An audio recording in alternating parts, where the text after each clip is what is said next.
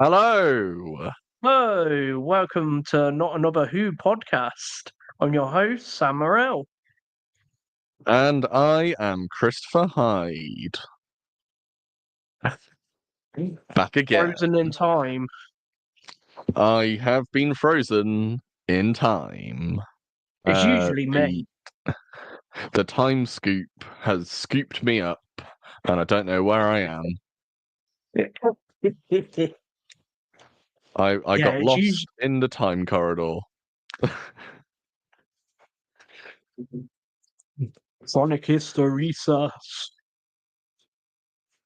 But yes, it's well, it was you last week. Only And the week because you before. and the week before. But I don't want to make it an ongoing. Um, I don't want to make it a running theme. I think we can. Um, I think we can manage only just.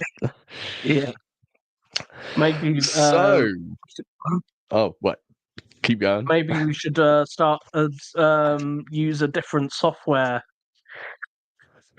Yeah. Maybe it's the software we're using, the cheap free software Yeah. powered by StreamYard. Anyway, um, so well, this episode, um, yeah, I was not anticipating the episode. I thought it was just going to be a fun adventure Filler in episode. intergalactic space. Filler episode, you thought? I didn't think it was going to be filler, but I thought it wasn't going. I thought the filler episode was going to be Lucky Day in last week's, and this week was just going to be a bit more like let your hair down. But Yeah. this was intense. Yeah, it was quite intense. Do you have a one word review for us? Um,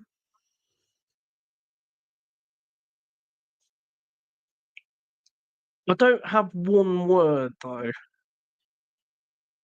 Oh, you don't have That's the one word. thing. Okay, one sentence. Let's stretch it out to a sentence. Uh, Underwhelming, but it had some good stuff in it. Is Oh, that yeah. I think I get the vibe.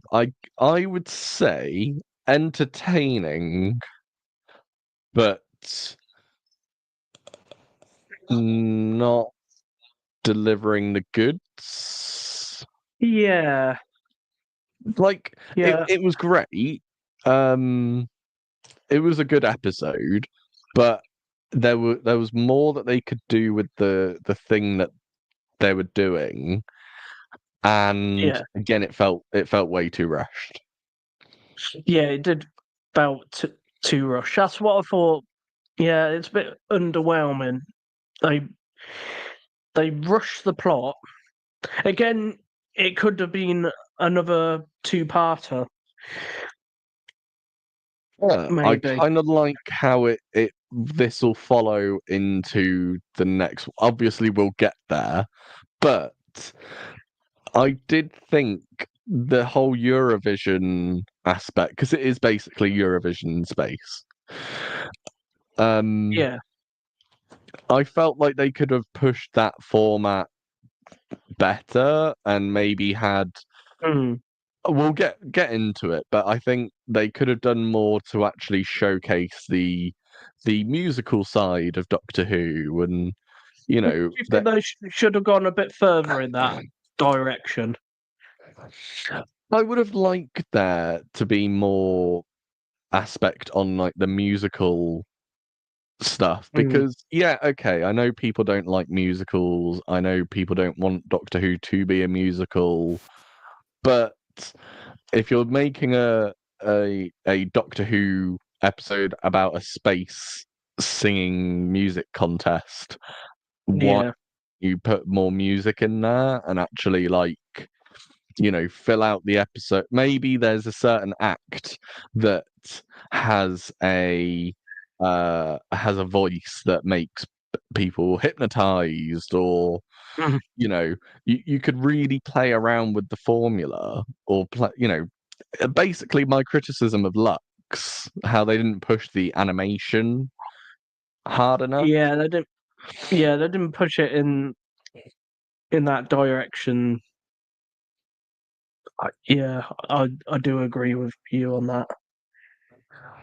But before we go into that, we also do have a lot of news. Shall we do We news do. first, or shall we do the leaderboard? I think do Um, leaderboard next. yeah, we do the news first, but for some reason we went into our review a bit earlier than usual. Yeah. I just wanted to, I've just got a lot on my mind. I've Yeah, got a lot to say. yeah, yeah. Unlike last week's episode where we were like, yeah, it was all right. Yeah. I loved last week's episode. I've rewatched it, and I actually like it more than I did. Yeah, I need to rewatch it. Um, oh, Well, we'll be doing that at the end of the series when we do our final rankings. yeah, yeah. Sorry, you were going to say Uh, something. yeah. What was I going to say?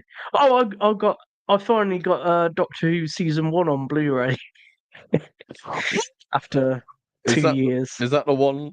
Oh, because it hadn't been it's released 2 years ago. Yeah, yeah. I think it was 2 years ago. No, it was last year, So wasn't it?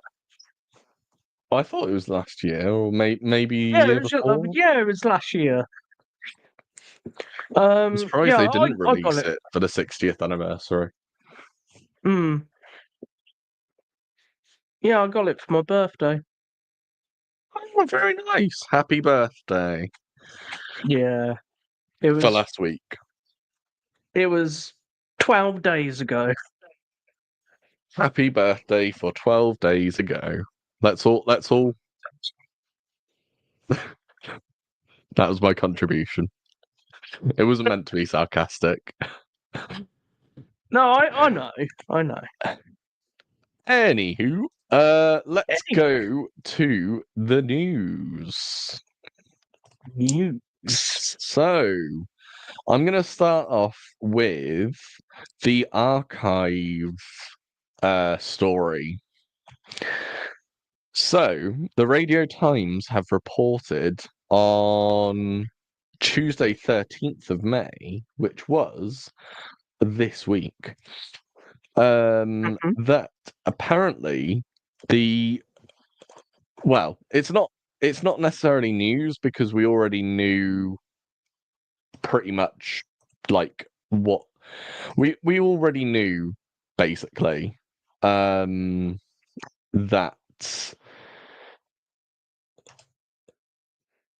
uh, the missing episodes that are still yet to be recovered because they are missing are most of them, if not all, are in private collections.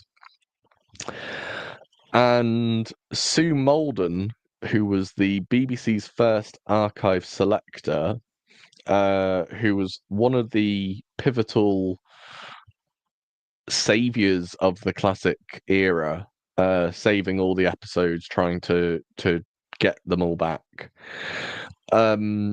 has assured fans that she believes that some certainly still exist in private collections. There are 26 stories from the show's first 6 years that are currently incomplete because the BBC erased or reused tapes in the 60s and 70s to save storage space and costs. In recent years, some episodes have been recovered or recreated via animation, as tapes of the audio recordings have survived for every episode. Still, there remains hope amongst fans that other full episodes could still exist to this day. Something Malden has suggested is a very real possibility. So, what's your take on the missing episodes debacle? Oh, it is information we already know from other sources. Mhm. But I like that multiple people are saying it and know for definite that there are episodes still out there, which Mm. I'm very curious to know what the episodes are. I'm hoping the Space Macra pirate. Terror. No, not the Space Pirates. No, no,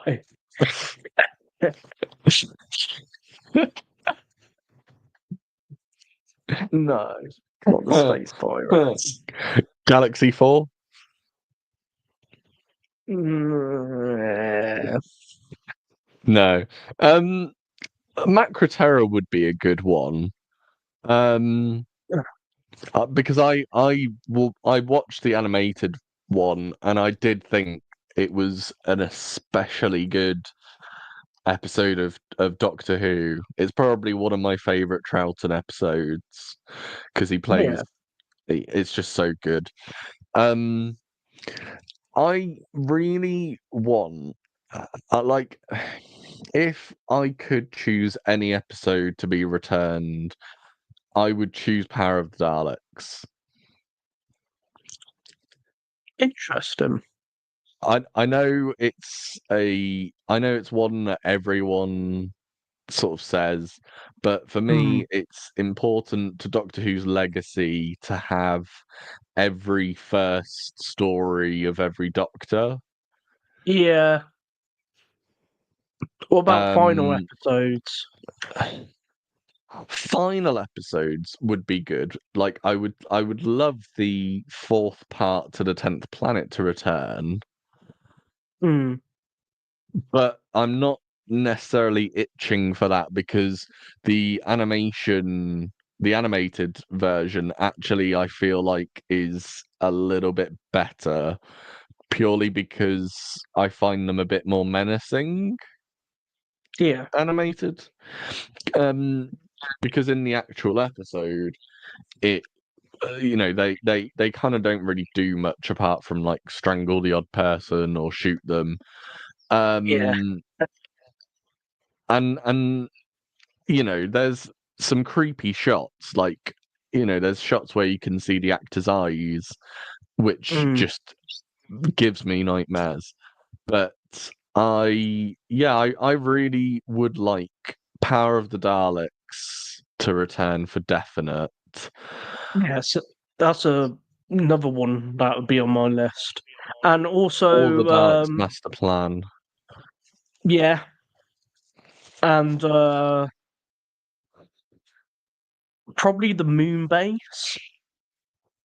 Oh yes, that would be fun because then we would have, well, apart from Wheel in Space, but I don't know if Wheel in Space is worth it over the moon base. The wheel in space is a bit meh, hit and miss. Yeah. Some people like it, Whereas, but I'm just like, yeah, it's fine. well, we'll Um, get round to it at some point, I'm sure. so yeah, we will get round to it. Um, I would choose both parts of the moon base to be found over the fourth part of 10th planet. Is that controversial? I don't know because I think I personally think it's not oh, we're both froze. Oh, I thought that was going to Oh be no. oh no, we're both frozen. Apologies for the technical difficulties. Yeah, I think we're both freezing. I think we've overworn this software. Yeah. Um, I think some new software is in play. yeah. Um, but yes, I would definitely. I think it's up to your individual opinion. And I'm going to throw it out to the audience. If there's anyone in the audience who would love a classic, a classic, uh, a classic story to Sing. return, I can't speak today. Um, if there's anyone who wants to suggest any episodes, who maybe knows a collector, whatever the weather, comment below or comment on this stream, and we're always happy to hear your thoughts. Let's move on to the next story, shall we? So, the next story is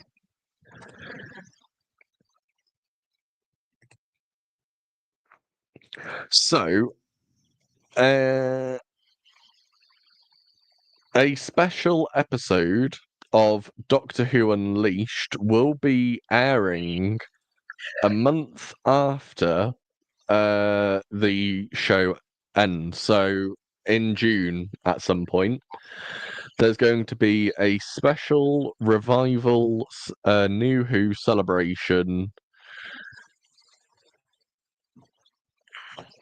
featuring Billy Piper, David Tennant, Varada Sethu, Ncuti Gatwa,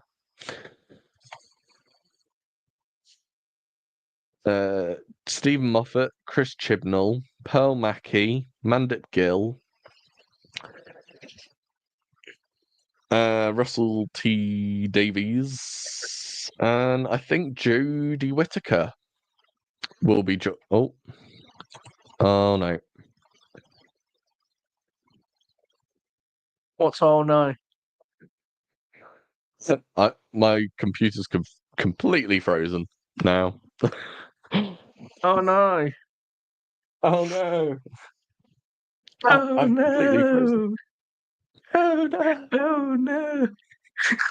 I'm just having so many difficulties. I'm just gonna have to. How's this?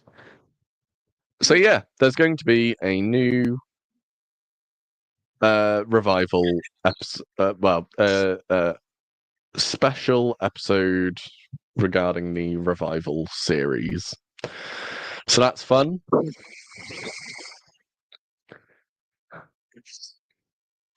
You're okay there.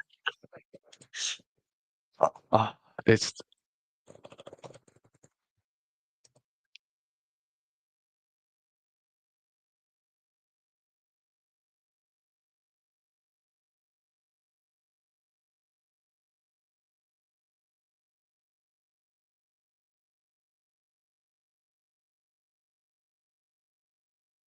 We still here? Are we still live?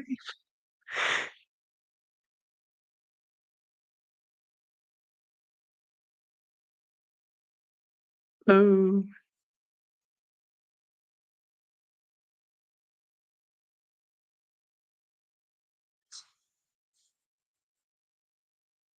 Oh shit.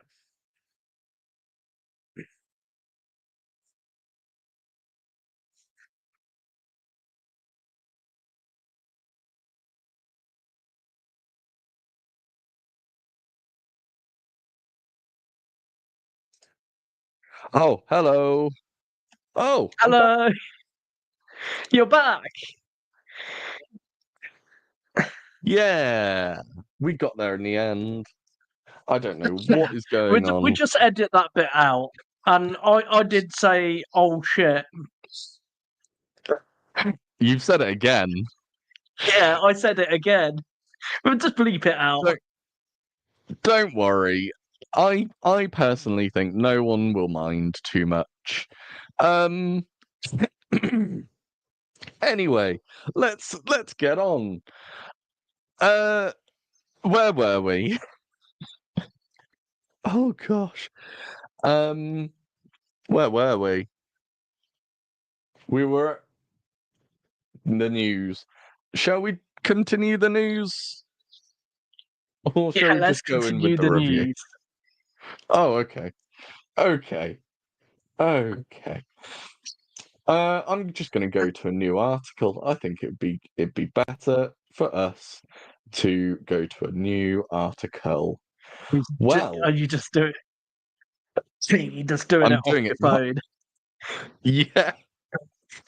guerrilla Well, now my style. camera's back. Now my camera's back. You can see what I'm doing. You can Yeah, see the I'm in an behind the odd scenes. position. Oh no.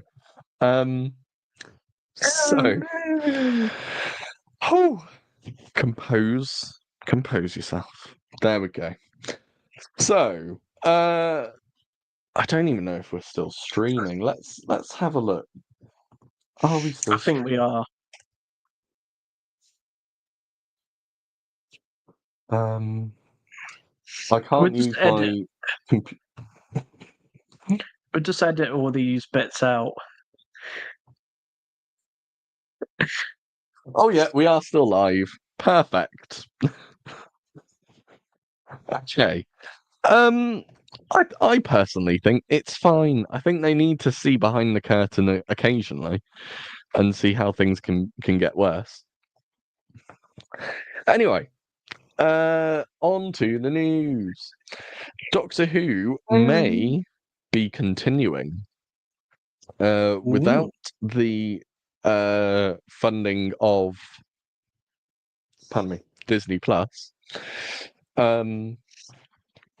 There is a writer for, okay, I'm going to say it now. She works for the Mirror. The Mirror is owned by, I think, the Sun. The Sun is owned by Rupert Murdoch. So take it with a massive bag of salt. I think the Mirror is owned by the Sun, isn't it? I don't know if the Mirror is owned by Rupert Murdoch. Killer. No, it isn't. It's no. I was wrong. Okay. Yeah, I was gonna. Yeah, it's not owned. It's not owned. I thought it was owned by. I thought it was owned by the Sun. Okay. Yeah, it's I think a it left was wing. Well, I say right. left wing. I mean like moderate, centre left. Basically a shill for the Conservatives. Sorry. No politics. Well, no politics. Anyway, Nicola Methven.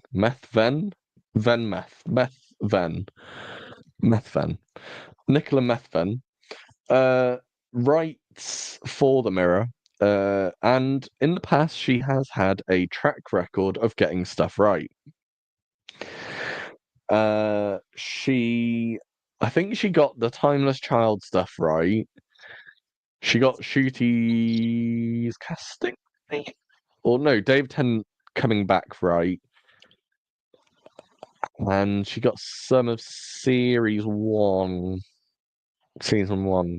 I'm not sure.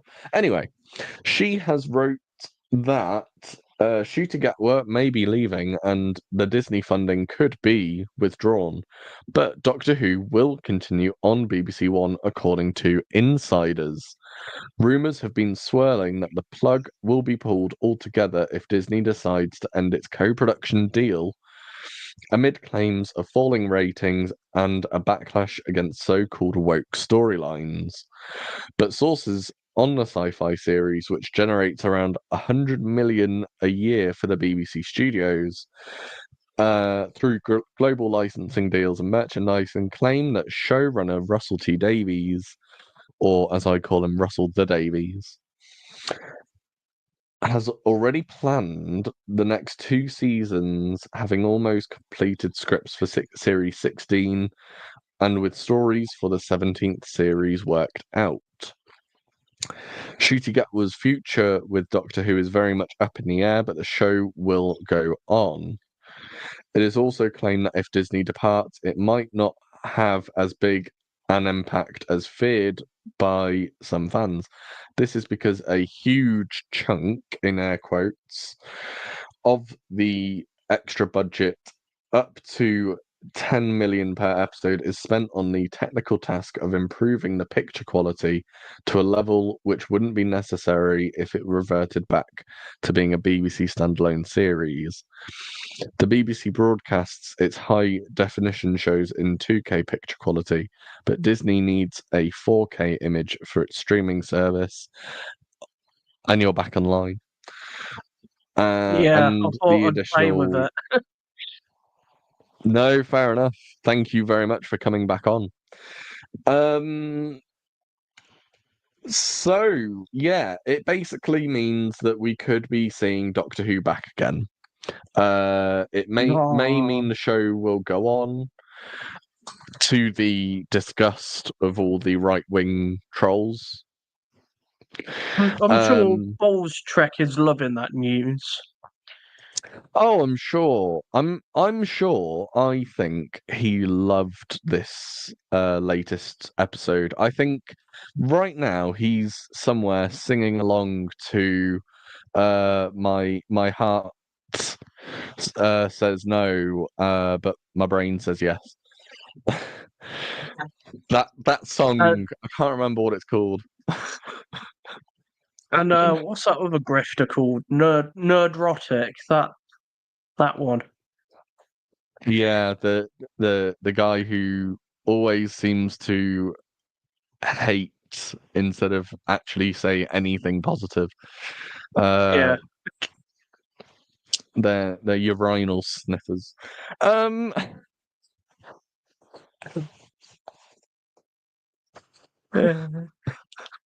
I mean, I don't like getting political, but you know, you've got to say it. You know, Yeah. Say and it how it is. I'm sure they sniff a lot of urinals. But anyway, um, so yeah, how do you feel about the BBC carrying on with Doctor Who? I'd say it's good news. Hmm. Hopefully they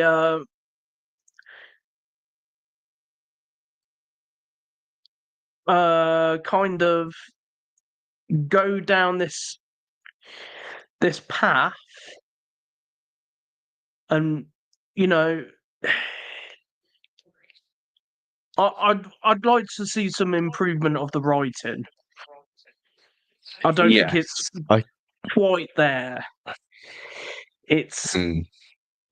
it's either mid or okay.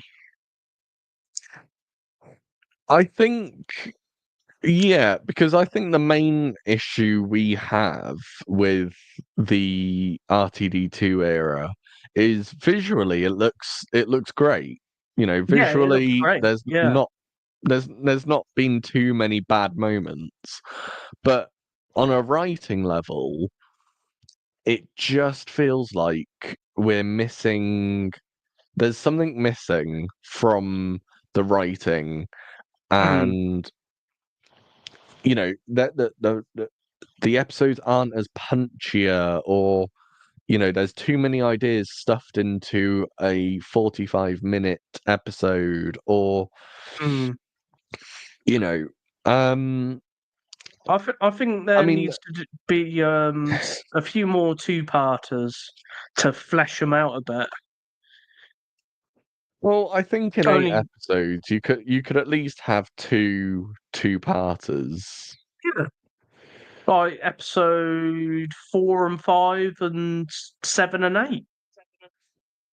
Yeah. Easy. Have a mid-season two-parter and a end-season two-parter. Yeah. As long as the script's right. Well, I think it would be good if they were an hour long instead of just being 45 minutes. Yeah. I think the extra 15 minutes would give them the ability to flesh out the story a little bit more, or have a little bit more of a pace to them than. But yeah, I think it'd be good. It just depends on what happens with Shooty. I was saying this just before I came on the stream. Me, my mother-in-law, and my wife were talking about the show, and I was saying that Shooty may not be staying on because obviously he's got the Christopher Marlowe play that he's doing later this year, and then I don't know what he's doing afterwards, but if they wanted to get back in studio and start filming, it wouldn't be until about later this year, early next year. And then they've also got the post-production. So we're looking at 2027 either way. Now, would it be I think it'd better be 2027. Yeah, which is annoying because it's like Doctor Who managed to get into a rhythm of being a year ahead. They started filming in 2003, 2004, and then it would come out for 2005. And then in 2005, they were filming for 2006, and there we go. Yeah, I was like, are you sure it's 2003? Then I thought, oh, you're talking about the RTD1 era. But that when I say that, I mean because it was easy to get season 5, series 5 out the way because whilst they were filming, I mean they were filming the Tennant specials in 2008, 2009. So that because they had to film them around Hamlet when Tennant was doing Hamlet for the RSC. They had to kind of film them around him doing that. So yeah, there was a difficulty there, but that was a good crossover point because during 2009 they were filming for that 2010 series, and in 2010 they were filming for 2011. But they had a good system of getting the series out a year in advance. But now we've got to the point where you wait for 8 episodes every 2 years. And I can understand why. I can understand there's issues around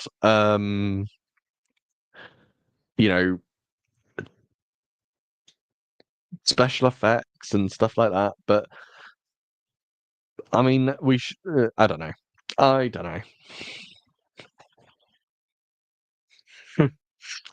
Anyway, let's get. I think we should maybe.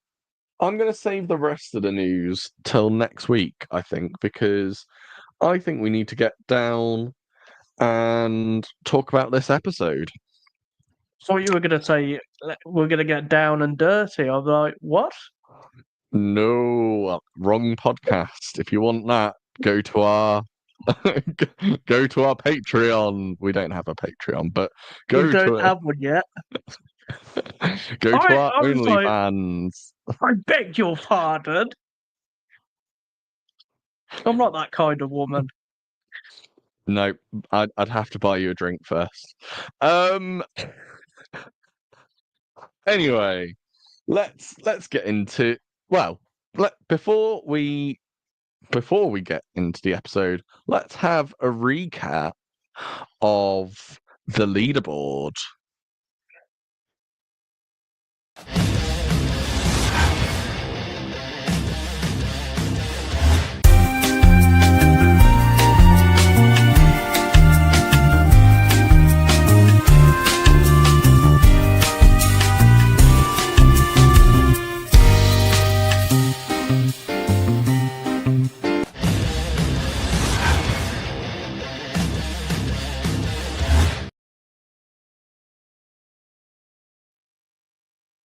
Sam has gone missing. Oh, there he is. Hello.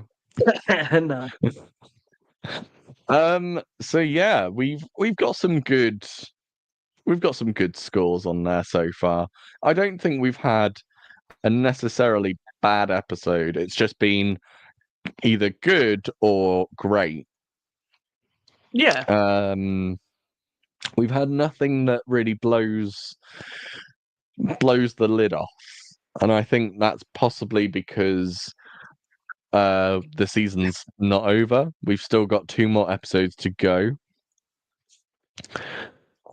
But I definitely think I have an idea of what I'd score this episode.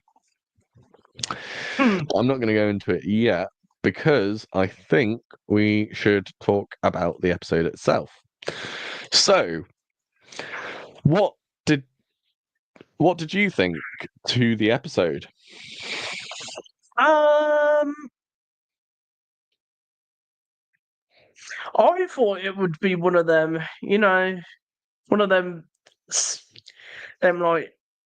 I thought it'd go into like the musical territory. I was like, oh, this could end pretty badly, or it could be bloody brilliant. Mm. The pros of this episode is that mid-episode reveal. Yeah, we get to that bit, and again the music. If you remember any of the music in the episode. So I remember. Oh, I remember. What was the song? Where was it?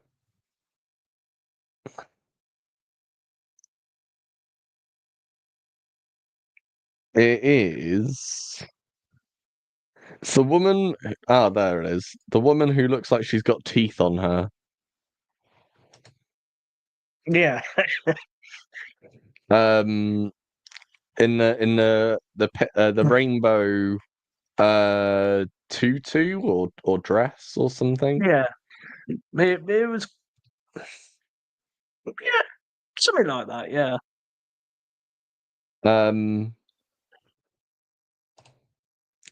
Yeah, looks a bit like Tim Shaw. Without all the teeth. Without all this. I mean, she does look like she's got teeth on her. Yeah, a bit. There we are. The song "I Love You, But My Heart Says No." I knew it was something about the heart. I literally just had to skim through the episode to find that. Yeah, there was a song called "I Love You, But My Heart Says No," which is probably something that Nerdrotic and Bolstrek sing to themselves when watching Doctor Who. Anyway, I didn't mind that song, but it would have been so. You know how the story in the engine, they had a prequel story release for the episode. Yeah, I've not actually seen it, so I've not read it yet, and I said last week that I would read it, and I still haven't, and I do apologise. I will read it again, or well, I will read it properly at some point. I'll read it actually, possibly after the finale, because it might change my opinion on the story. Mm. But because they released a prequel story, I was kind of hoping that they would release some more extras, because if you're only doing 8 episodes a year, you're not and you're not doing anything extra. I think that's a bit of a disservice for fans when you're on a 12-hour day anyway. You could literally film some of the music parts, either Mm. either 5 or 6 different acts, because we only see 2, I think, in the whole story. Yeah.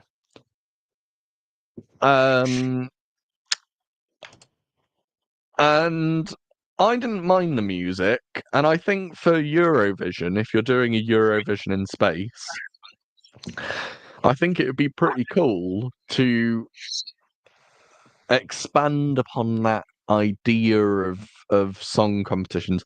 I think Rick and Morty do a very good one. I swear Rick and Morty did a music show parody, and or they did something around music, and it was like how advanced alien races use like simple beats because of how, if you're an evolved society, you've gone beyond the recognition of a normal song. And I think that would be quite funny to have different alien acts do different alien songs, Mm. or use different, make the most of weird instruments like theremins and stuff. So yeah, I personally think that they could have pushed the format more. But the episode begins with Rylan being cryogenically unfrozen. By the way, I don't really know who Rylan is. All I know is he's famous for something. Yeah, he's some kind of TV host. I think he presented This Morning or something. Okay, but is he like? I don't watch daytime TV, so No, nor do I. But that's all I know him from. I knew he was on that. yeah. Oh, and I think he presented Big Brother for a bit. Big I Brother. don't know. Yeah, it's just I thought it was just a very odd choice to have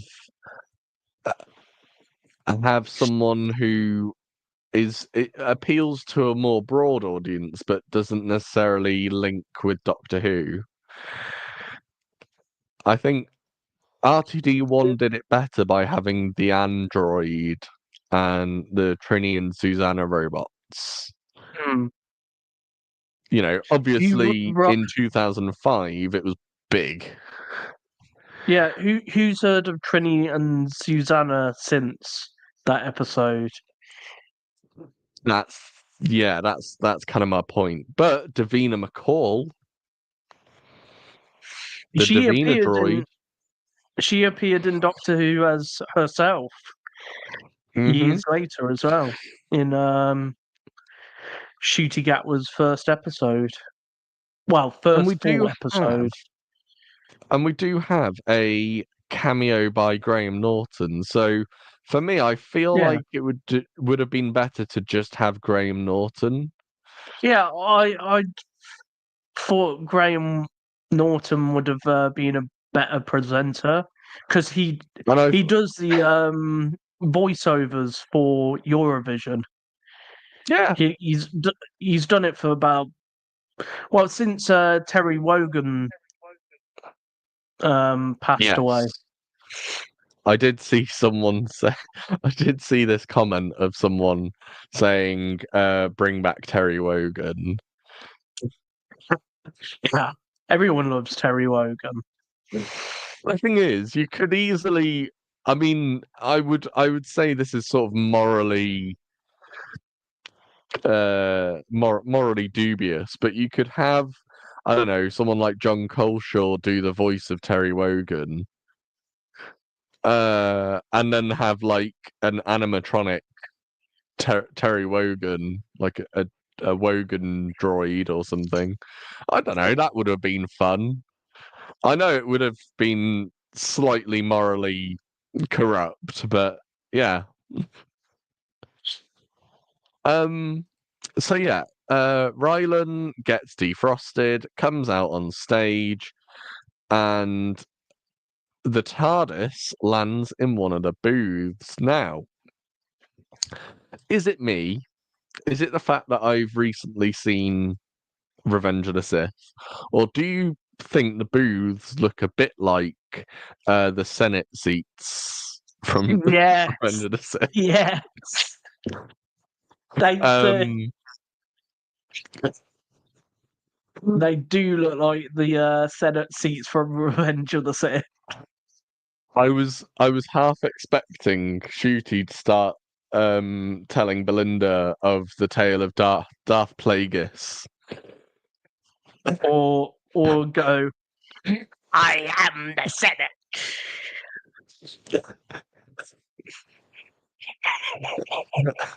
It's a natural. You can't learn it from a Jedi. Um, yeah. So Yeah. I just had to point that out, that it felt like they were in the Senate of Star Wars, the Coruscant. Yeah, I even thought, oh, that looks like the Senate from Star Wars. Mm. Oh, we forgot to say, apologies. This episode was written by Juno Dawson, who had previously done Doctor Who Redacted. I haven't listened to it, so I don't know anything I about have. I it. found. I was very invested in it, to be honest. It was like, Well, I don't think many people have seen it, to be honest. I listened to 5 minutes of it, and I was like, no, not for Yeah, me. yeah. Um, so then we get to the meat and potatoes of the story, where oh wait, we don't, because we have the setup of them setting the broadcast setting up or something. The Doctor and Belinda are talking with each other in the booth. We do have Mrs. Flood is spying on the Doctor at the beginning, Mm, which is very interesting. I But wonder what we'll that talk was more about. about we'll talk more about her in a Mm. bit. Wait, what? Oh, the Doctor gets out the Vindicator. And you know what that means? Vindication! Vindication. I've really wanted to use that meme for so many weeks. You have not got an idea of how much I have wanted to use that meme. Anyway, so yeah, after the credits, we're introduced to the story where they're in the booths. Apparently Mrs. Flood knows. Well, she knows what a vindicator is, and she's like, "Oh, perfect! Final part, final thing. We still don't know what the vindicator does or why Mrs. Flood needed to know what it's been doing." Mm. I think I think they've been dropping the ball on that, to be honest. Yeah. We also get the introduction of just the loveliest characters. Hang on, I need to get a cast list. Doctor Who, Interstellar Song Contest. There we go. Mike and Gary. So Mike and Gary are introduced, and it's revealed that the Doctor and Belinda have stolen their booth, and that's hilarious. And it's just that I find those characters really funny, like really good comic relief, but also they're just superb. One of them, I don't know which one. Which one's You know, the gay couple. Yeah, which one's which though? So Gary is Gary is the one with the beard.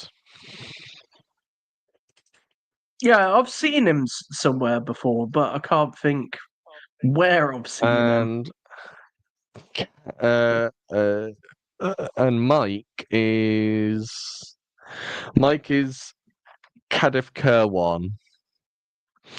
He's from Chewing Gum, Time Wasters. He was in Slow Horses. Maybe not. I've never seen these two actors before. I think they're quite a new sort of up and coming actors. But I've never seen them on. So I don't think I've ever watched anything with them before. But Mike and Gary are just superb. They obviously No, they're can't get great. into. They They're can't the get into their highlight of booth. the episode, I think. They serve a purpose in the sort of ending, but it's good to see a setup between them that feels natural. You know, and it's not in your face that this is a couple. It's just these are a couple, but they act so well that you just don't you don't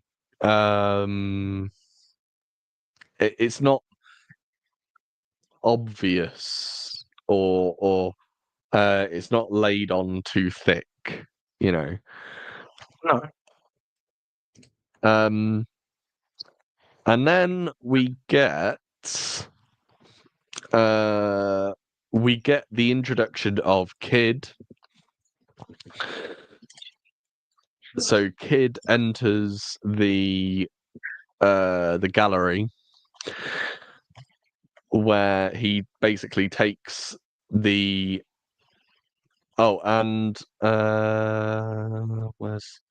is it Sabine?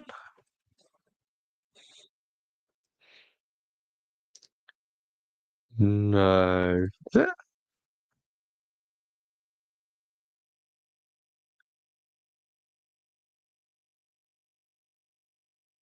I have no idea. The person helping out Kid. I can't remember her name. Is it Sabine? It begins with S, I know that. It could be Sabine then, yeah. I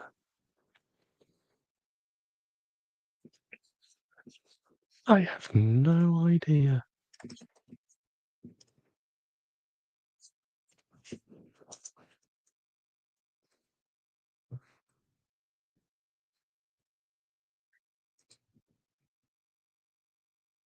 Oh no, Sabine is the cat person. The what person? The cat person. Oh yeah, yeah. The ah, I don't you know. know, you know. Yeah, I know who you're on Um, about. I've just forgotten their name. uh, then um, they locked down the gallery. Uh,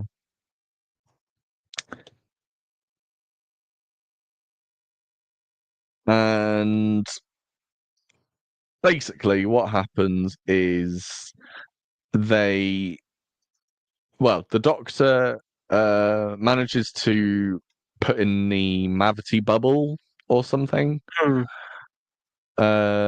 which saves all of these people. The bubble bursts. All these people go floating up into the Mavity, whatever. I don't know. Rylan gets affected as well. And the Doctor gets sucked up as well. Belinda manages to stay in the booth. And then I'm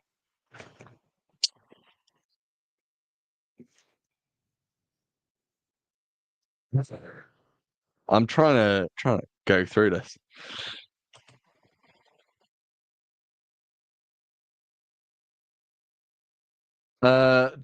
Belinda has a moment where she's talking to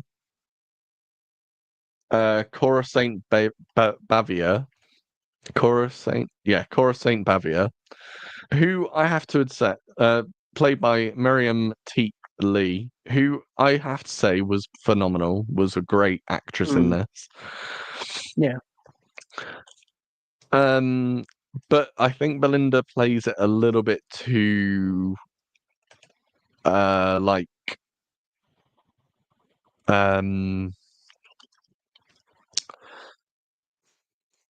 she's a little bit too vulnerable, if that makes sense. Hmm. She comes across as a little bit too. Someone compared her to Tegan. Yeah. She goes a bit Tegan-esque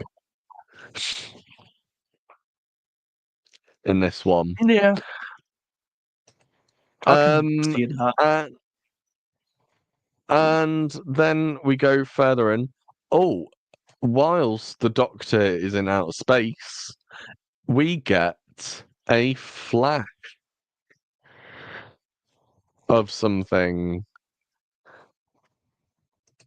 Ooh. I thought Susan. I didn't know if it was my turn to go. Ooh. Ooh. Yeah, Susan Foreman returns. After 41 years, 42 years. 42. Well, yeah, pretty much. She I last mean, appeared in. Well, technically, she appeared in. Didn't she appear in Dimensions in Time? yes, she did, yes.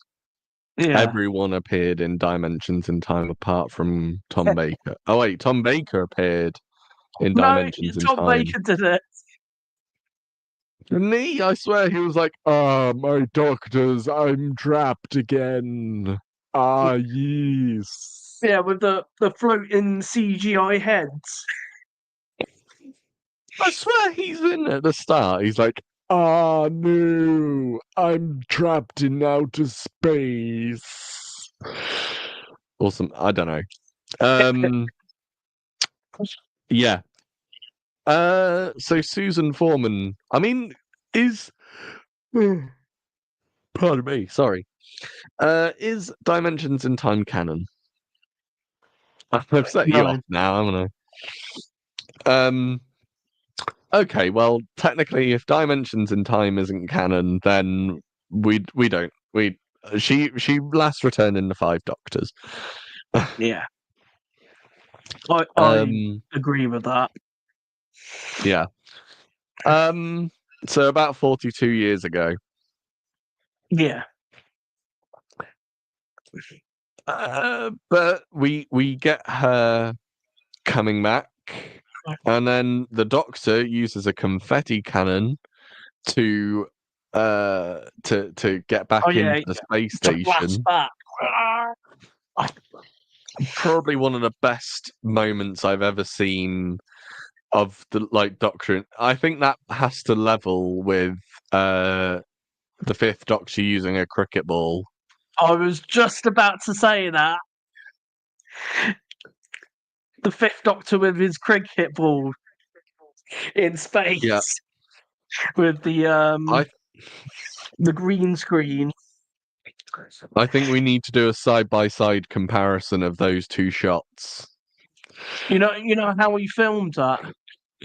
It was on a wheelie office chair. No way. Yeah, he was like moving on a office chair. Oh my word. Oh, the money I would pay to see the raw footage of him on an office chair wheeling about on a green I don't screen. know if it's on the season 19 box set. Wait, it's on the box set, the raw footage? I don't know. Oh. Okay, I need to buy it now. We need to set up a season 19 GoFundMe. box set. Just that one. Yeah. None others. Just to have a look.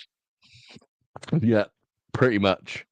I do know that they have like hours of like studio footage on there. I'll pour through that. I mean, I love watching the Red Dwarf model shots, the raw footage of the model shots. I've literally sat down and watched an hour of just no music, no dialogue, no sound, just model shots of spacecraft. That's how much I love that. Anyway, so the Doctor manages to get back into the building, and as a result, he helps the two best characters in the episode, Mike and Gary. He helps them try and get to Kid. The Doctor learns that Kid has a primitive version of the Delta Wave, which is a reference. Yeah, I'm trying to think of the episode. I already know. I think 25 years ago. It's the episodes we're yet to review.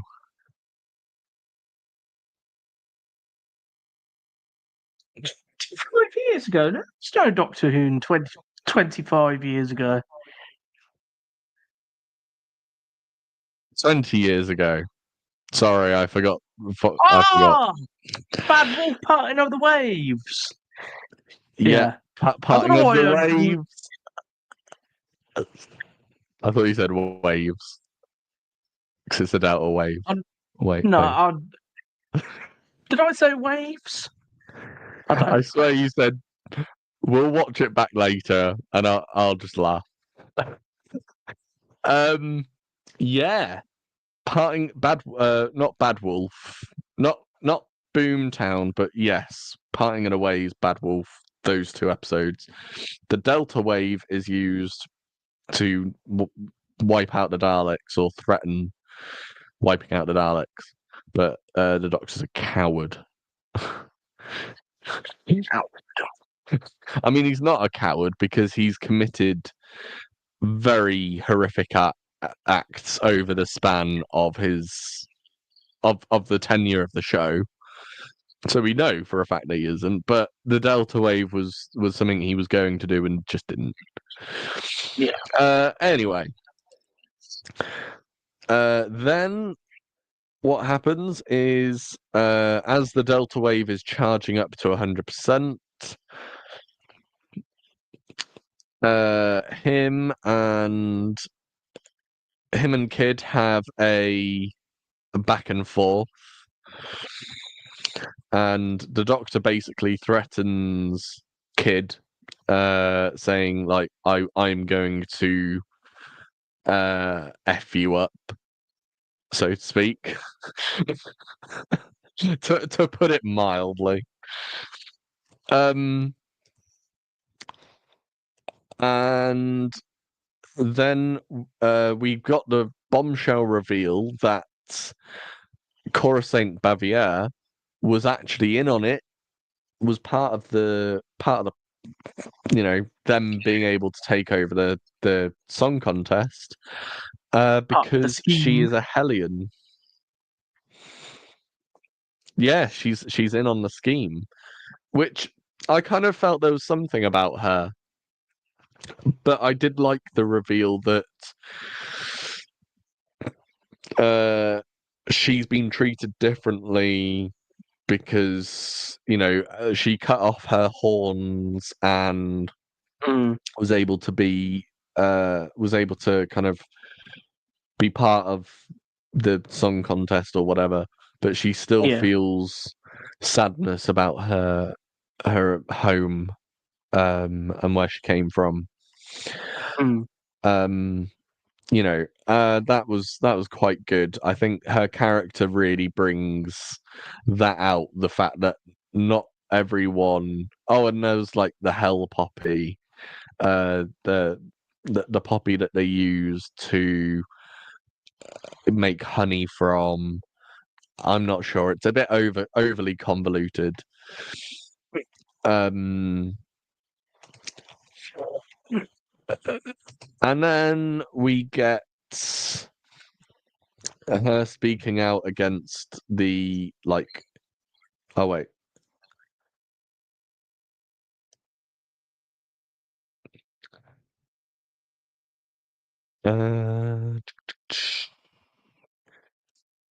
Basically, we then get a showdown between Kid and the Doctor. And the Doctor goes pretty damn hard in this sequence. He's a hologram, and basically uses his glove to electrocute, or for some reason he's basically torturing him. And Kid is meant to represent a resistance fighter. He's meant to be fighting the corporation that destroyed his home world. There is a massive weight of subtext on this episode, which you can kind of guess if you if you're tuned into the news.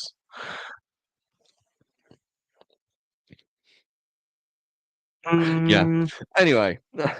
Yeah. I didn't get the subtext on that one. Oh, well, a lot of people. Yeah, okay. Well, we'll save the politics till after. Anyway, then we get the Doctor being sort of pulled back from that.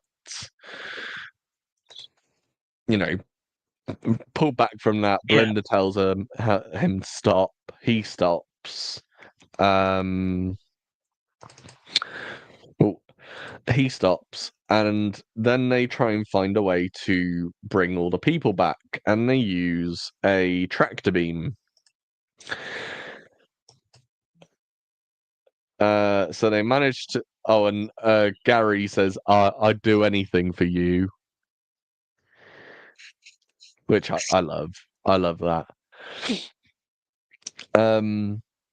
So then they bring all the people back. That was great. She manages to sing her song, or she sings the song that represents the situation that her and her people have been in. Chorus Saint Bebia, sings a very emotional song.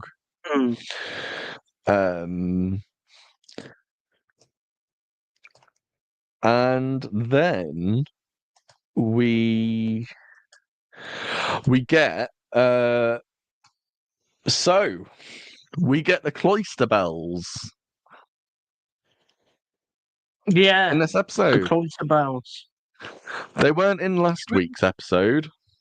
We were talking about them last week, weren't we? We're like, Yeah, oh, what about the cloister bells? We were so yeah, saddened about it. yeah.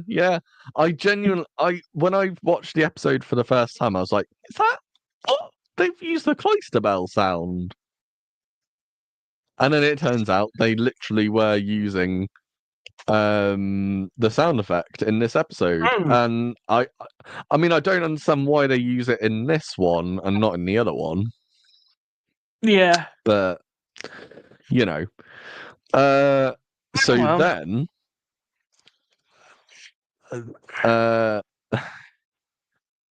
then we get an amazing sound of an amazing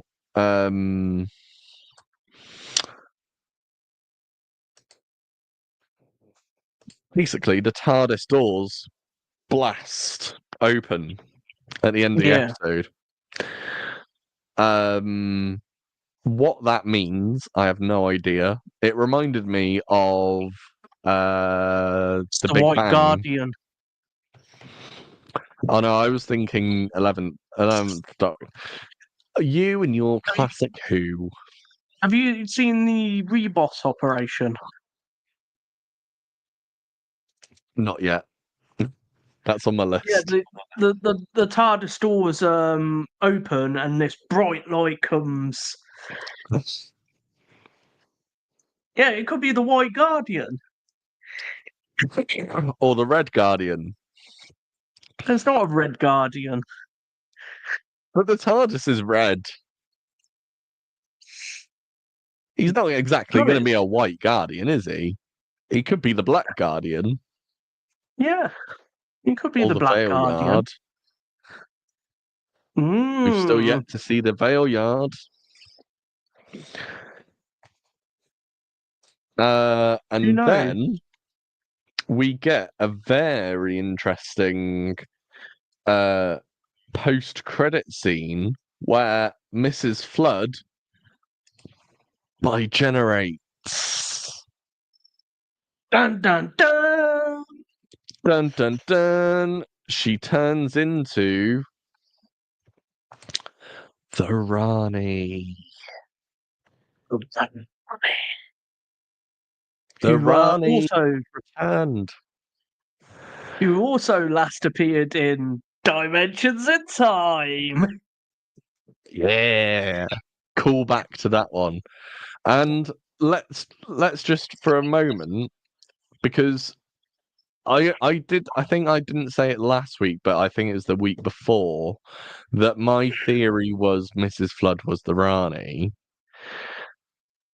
So now that I am correct, and now that people can understand that I am a soothsayer into the future of Doctor Who, I just want to take this moment to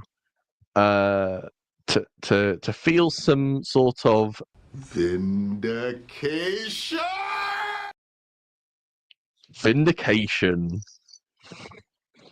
I feel vindicated. I predicted it. I thought it was going to happen. I think I said in a past episode, it can't be the Rani. Quite a few times, probably. I'm like, I mean, a lot of people too obvious. But yeah, but Susan Triad, Sutek. Yeah. Come on, I think once you click into the fact that Rani swap the letters round, it's rain, Mrs. Flood, what happens when it floods, it rain, Yeah. what causes a flood. It's not exactly, there's not so many levels of thinking you need to do to get to there, let's say. I mean, it's something that will surprise people, but Yeah. and I have seen apparently a lot of people don't like the reveal that Rani's back, even though apart from Omega, she's like the only person to constantly be rumored every year to be returning to the show. True. I mean, do half of these people know who the Rani is? No, but if you see on like online forums where, Except people are for so sad that they drown their sorrows in moaning about Doctor Who. except Not to for alienate us, our audience or anything. except for us classic Who fans who do know who the Rani is. It's like the 4chan, but for Doctor Who fans. Yeah, on like online forum spaces, every year there is pretty much Omega, the Rani, or what's the other classic Who villain to not come back yet? That The people, monk the monk, yeah. So or the it's those war three, chief or the warlord. the warlord, or Ringo Starr, because he looks like Ringo Starr. I'm sorry. or or the Chumleys. Chumley, the Chumley. That would be like an Avengers level threat. The Chumleys. We're getting very niche now. Anyway, um, so yeah, Mrs. Flood has been revealed to be the Rani. And there's another reference to Vindication. I need to stop using that meme. I'm gonna use it. I'm gonna be wearing it out. Yeah, she asks about the Vindicator readings, to which Mrs. Flood has said, yes, I have them. Yeah. Do you think Mrs. Flood was the harbinger for the Rani? Uh,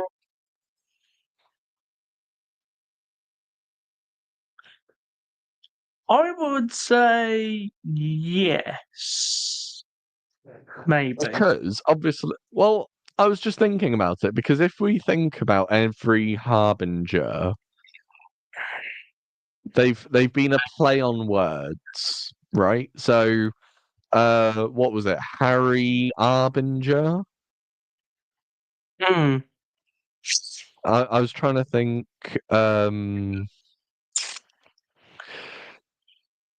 What was the one? Maestro. Was it Harry Arbinger? Think so. Harbinger. And then we had like Lux with Harvest Bringer, Harbinger. Yeah. And then there was another one. I can't remember. What was it? Harriet Harbinger. That was it. Anyway, I just thought because we've had a play on words, Mrs. Flood being a play on the Rani, because Rani Rain, we've already explained that, but Yeah. I just thought Mrs. Flood being a play on Rani, maybe she's the harbinger of the Rani. Hmm. Because obviously, but then the whole bi-generation thing, surely Mrs. Flood is an incarnation of the Rani. So it's a kind of chicken and egg situation going on. But we have the reveal. We know that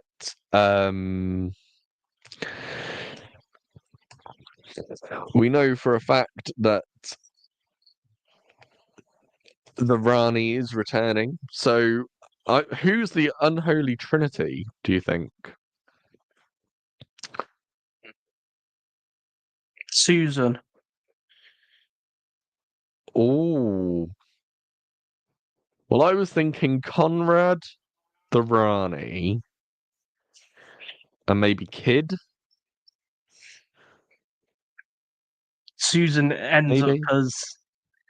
as the villain of the piece.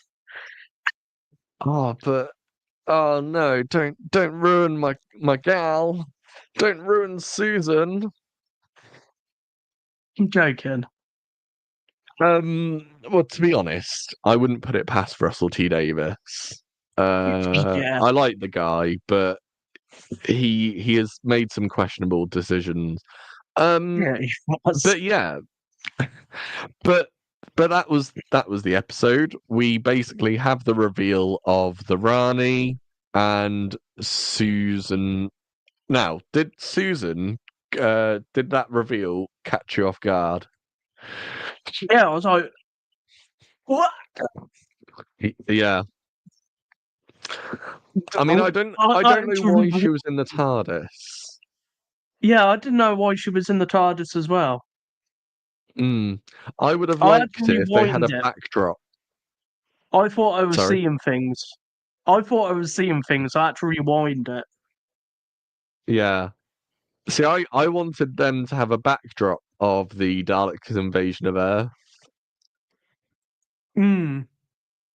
What? Um, Do not dump bodies in the water. That. yeah. Well, just the backdrop of like a destroyed London Yeah. and Susan to because or I don't know wherever she's living now, but I felt like her being in the TARDIS. Obviously, they did it for a reason, and that was because they didn't want to show that she was on set. Hmm. But I kind of feel like we should have really got her on a green screen and put her somewhere. You could put her I, I anywhere. I want Susan and Mal to interact. I hope I Mm. get my wish by the end of the series. I want there to be a reveal that maybe she has her own TARDIS, and that explains why Hmm. she was in a TARDIS. Yeah. I wonder what Because she's done with her husband, David.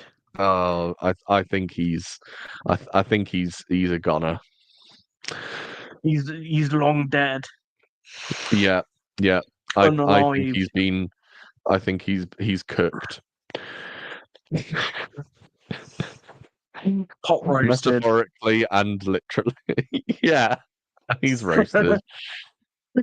Um, so before we get on to our scores for this episode, let's have a reminder of the leaderboard. Vindication! Oh, sorry, I'm mispressed. I'm really You milking this. mispressed. I'm really milking this meme. Anyway, let's go into the scoreboard.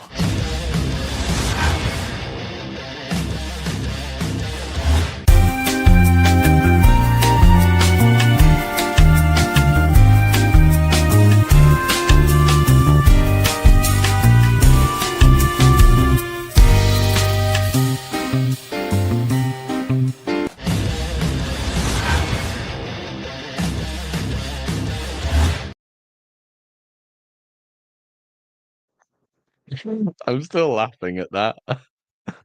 I know you are. Um. Oh, just I love Brooklyn Nine-Nine. Um.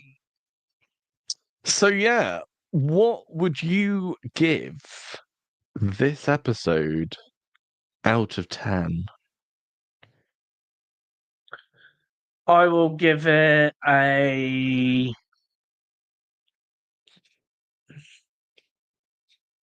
Bearing in mind, our lowest ranked episode at the moment is Lucky Day, which is surprise. Well, it's not surprising, but it's a testament to how better the show is this time around. Yeah, it's better than season 1. I'll give Definitely. it that. As you're thinking, I'll give you my score. I would say I would give this episode a 7 out of 10. Say that I think again. a 7. A 7 out 7. of 10. A 7. 7. I've not got those strictly. I need a strictly panel. You know, one of those things. We should create a. Yeah. Anyway. Yeah, I think 7 out of 10 purely because the episode was decent enough to I could rewatch this episode and still get some sort of enjoyment out of it. It's got that rewatchability. I think the things that let it down are the pacing and the focus on the events surrounding the contest instead of the contest itself. I think using an Interstellar Song Contest as a setting and not as a vehicle for the story, it's like I would rather you see a musical act that does something Yeah. musical and pardon me, that does something musical and uh and that's that's the act. But the fact that the music had nothing really to do with it, you've left you've kind of messed up there.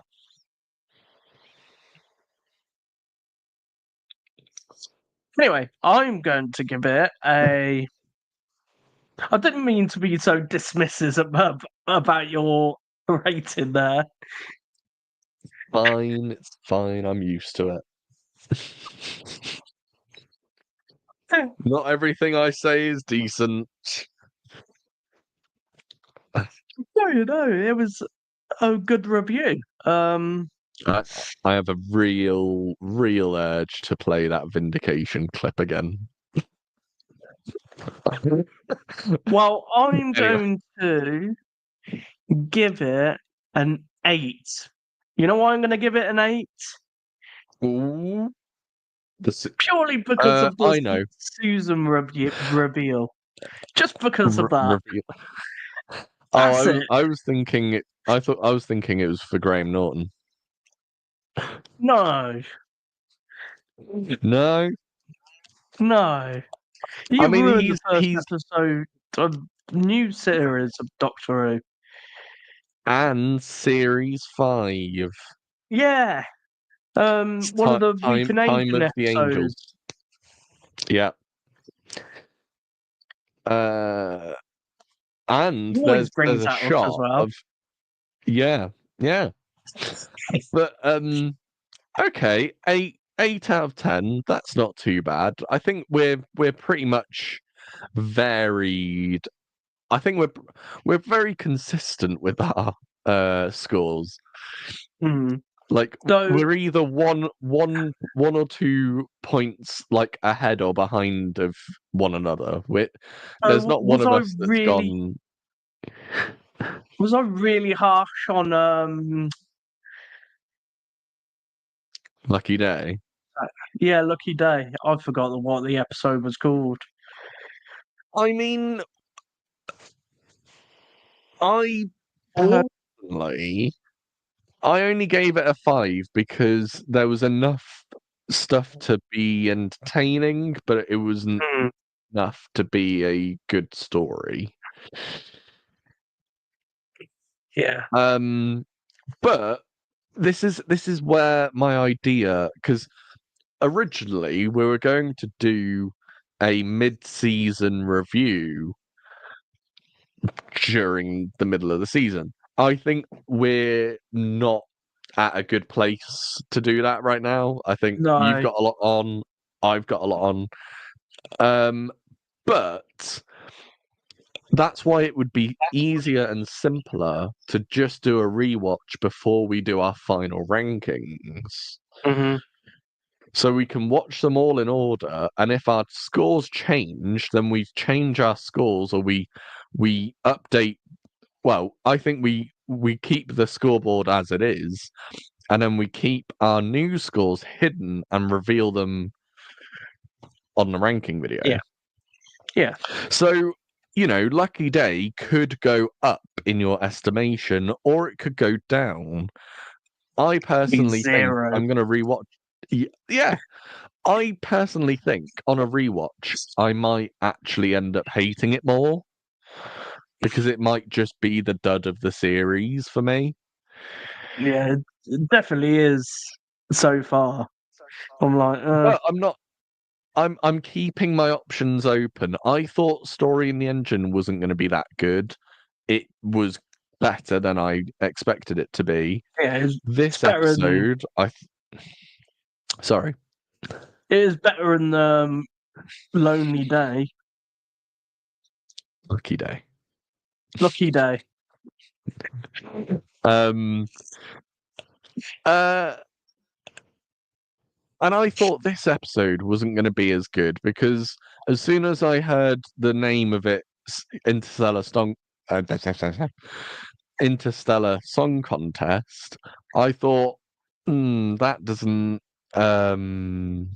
sound like a good story. That for me, it felt like the title was just going to be. I didn't think anything of it. It wasn't interesting. Mm, It wasn't relevationary, but it's better than I thought it was going to be. But it isn't good enough. yeah, I still would have liked there to be more songs featured, or even as bonus features, them actually recording and making the songs. yeah. It could end up on the Blu-ray. It could end up on the Blu-ray, but I really wanted the episode to be more musical focused, because I feel like the music of Doctor Who is important. Mm. You could have even had, right, a radiophonic song. Imagine that. Yeah, that'd Imagine be good. using some of like the Delia Derbyshire stuff, or Mm. Peter Howell. Peter Howell, like early 80s synth. Mm. Like that would have been amazing as like background to a song on that Interstellar Song Contest. Bit of, Yeah, I think that would have bit been of amazing. 80s Euro pop. Just wow wow wow. That sounded like the Sea Devils. Yeah, actually, that was a bit more 70s than it was 80s. Um.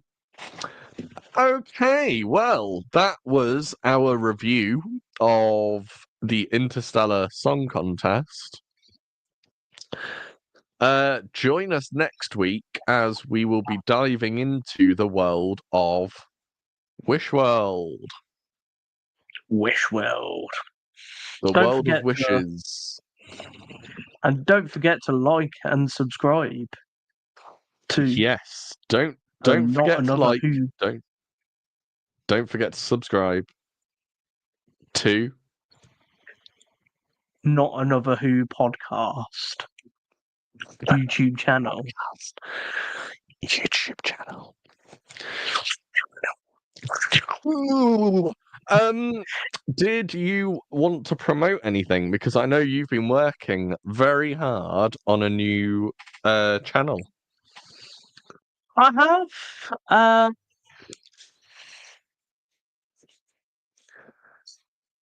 basically, I am working on a few documentaries on Ooh. history of the United Kingdom. Let's just put it like that. I don't. Hmm. It's still a work in progress, basically. Didn't you say that you were going to be releasing them soon, shortly? Yeah, very soon. Very But I soon. haven't given it like a solid date yet. Maybe Okay. the next episode you will get like a solid date. Oh, well, what is the channel that they can go and watch those on and subscribe in advance? Well, even the Or name haven't you is set that? in flux. Flux. Ah, ah, But yeah. once I've sorted it out, I will Okie dokes. I just promote it thought I would. a bit more. I just thought I'd promote our own stuff as well as NAWP. You know, Yeah. we promote NAWP, but because NAWP is our collaborative project. But Sam works on his stuff, and he's doing some really interesting things that would be beneficial for people who want to learn more about British history, especially in the sort of late 19th century, early 20th century. Mm. Um, And late and 20th also, century as well. well, you're basically going up to like 1940, aren't you, or 1945? Further than that. Well, further, Yeah. yeah. Um, but Anyway, also, you know, yeah. Anyway, also, if you want to check out my own stuff, go to keziahhydemedia.com. That is the personal website of keziahhydemedia.com. We also have like bonus stuff coming soon. I'm going to be doing a full review of the Love, Death and Robots series that's just come out because it's fantastic. So check that out. We're also on YouTube because I Hide Media. Links are in the description. Thank you all for watching, and we will see you next time. live long and prosper.